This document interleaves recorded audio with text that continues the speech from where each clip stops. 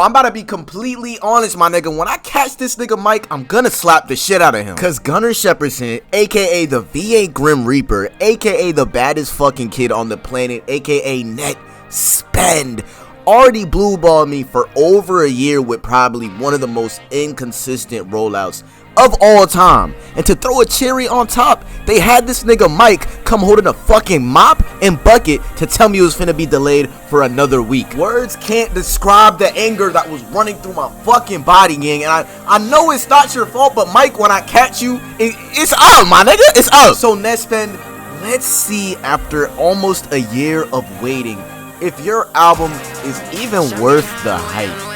This is time. Back with another YouTube video, giving my honest review on Early Life Crisis. Poke it out my shirt, yeah. Poke it out her face. Poke it out my shirt, yeah. Poke it out her face. Poke it out my shirt, yeah. Poke it out her face. Poke it out my shirt, yeah. Poke it out her face. Y'all already know what the fuck going on. Netspend. Judgment Day has come, my nigga. We have been waiting on this album for too long for this shit to be fucking garbage. So let's get right into my review, man, starting with the rollout. Now listen, bro, the rollout started all the way last year in March, my nigga, when he dropped the very first teaser video. And I ain't gonna lie, bro, this shit had me dumb hype, gang. They had the hopscotch beat playing loud as fuck in the background. This nigga Net was interacting with fans, going through the crowd in a fucking Ferrari. Like, this shit was dumb turn.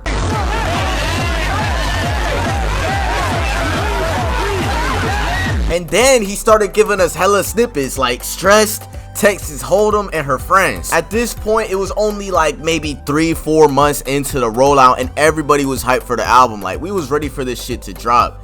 And then Netspend decided to drop a 2-pack EP, which I ain't gonna lie, this shit was fucking ass.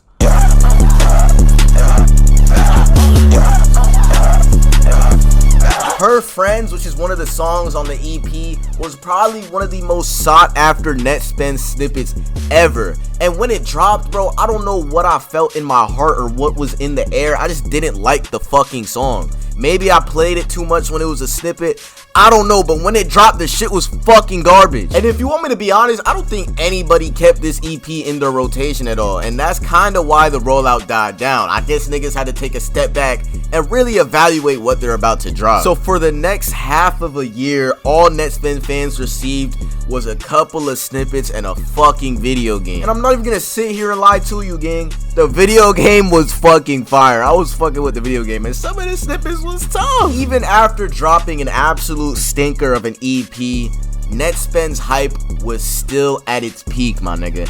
And that's when he finally announced that Early Life Crisis would be dropping on February 27th. For the whole week, all I could wait for was Netspend to drop his fucking album, but something fell off, bro. We was not getting no promotional videos, no snippets, no trailers, not even a fucking track list.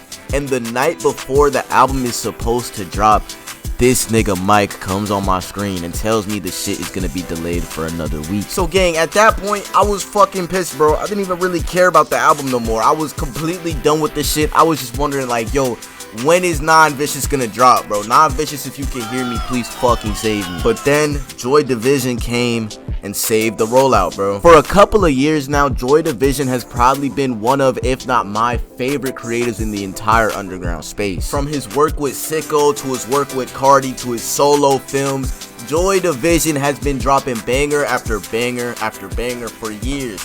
But the past year, he's been on kind of a slow streak, bro. The last crazy thing he dropped was this video of these niggas swimming underwater. And I ain't gonna lie, the shit was fire. But right after that, he started Twitch streaming with a VHS camera, bro. Y'all know as soon as a nigga hop on Twitch, they're fucking washed. And it really sucked watching his quote-unquote downfall, bro, because he definitely went from one of my favorite creatives in the entire space to averaging the same amount of viewers on Twitch as Baby Alien. So when he dropped these fire-ass promotional videos with the craziest ideas and the highest quality, bro, really filled a hole in my heart that nobody else could fill. Like the video of the nigga boy going crazy at the table listening to Netspend and the sister getting mad, or the little nigga going crazy because he got Early Life Crisis for Christmas, or this stupid ass video of all these random people listening to the album early and calling it ass, bro.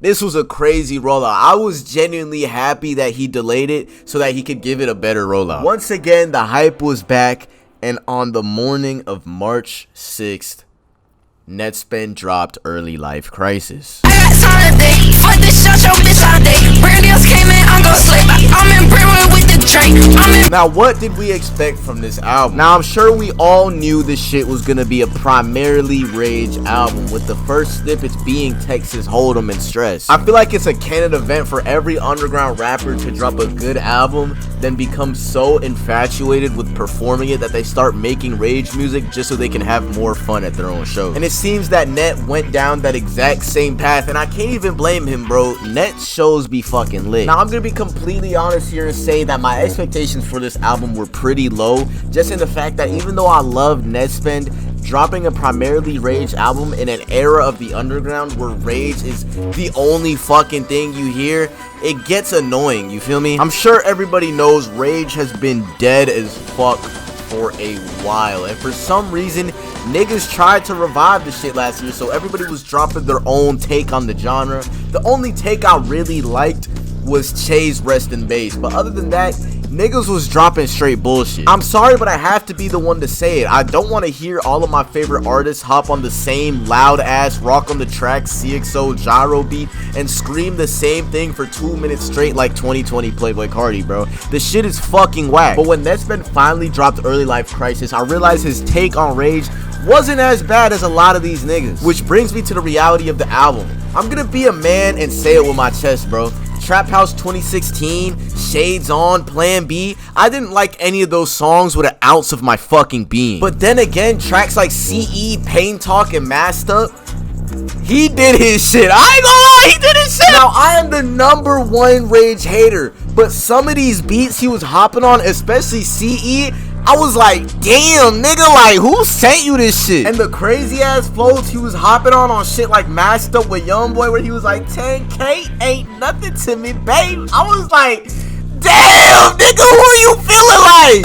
Catch me masked up, been in the back, yeah, I'm so proud of my cat. With expectations being as low as they were, Netspend's album surprised the fuck out of me. Songs like You Ready, Love Me, and Who the Fuck Is You may genuinely go down as some of the greatest pieces of art that Netspend has ever created in his career. And the craziest part of it is that this is the same old Netspend that has been here the whole time. I'm not gonna lie, one thing I will say that I've heard so far, none of this shit making me go like, damn, bro, like, this nigga Net went ghost and came back evolved crazy. Like, now, while this nigga right here is a complete fucking idiot and has no clue what he's talking about, he's kind of right in the sense that Netspend music hasn't gotten that much crazier. The closest artist that Netspend resembles to me is Young Thug, and it has nothing to do with the way that either of them rap. It's the fact that both of their music shares the simple idea of my music's never gonna change, your ears just have to adjust. Yeah, man, self-centered. I got a self-centered style. You know, it's gonna be hard for people to, simple-minded people to understand anyway. But yeah, but you know, we'll leave it to the critics, and we just in it. You understand? I like how you said that, though. Yeah. Speak on that. Simple-minded people will want to put you in the box. You know, like turds. Yeah. Peasants. Yeah. When Young Thug and Rich Homie Quan first signed to Rich Gang and dropped Lifestyle, people were saying it was genuinely a disgrace to trap as an entire genre. It was one of the most split songs of all time. You either loved it or you hated it. And the craziest part about it is that all those people back then that were saying they couldn't understand what he's saying that he was just saying straight gibberish, when you turn that song on now, they singing every fucking word. And in the case of Netspend, it really shows that history repeats itself, bro. When Badass Fucking Kid dropped, everybody was shitting on that album. But now we're here with Early Life Crisis, which has basically the exact same sound basis as Badass Fucking Kid, and the perception is completely different. The mixing and production on Early Life Crisis has improved tenfold compared to Badass Fucking Kid, but when it comes to flows and just simple vocal inflections, the shit's the same. The only difference is that Netspin is very clearly much more comfortable when it comes to music.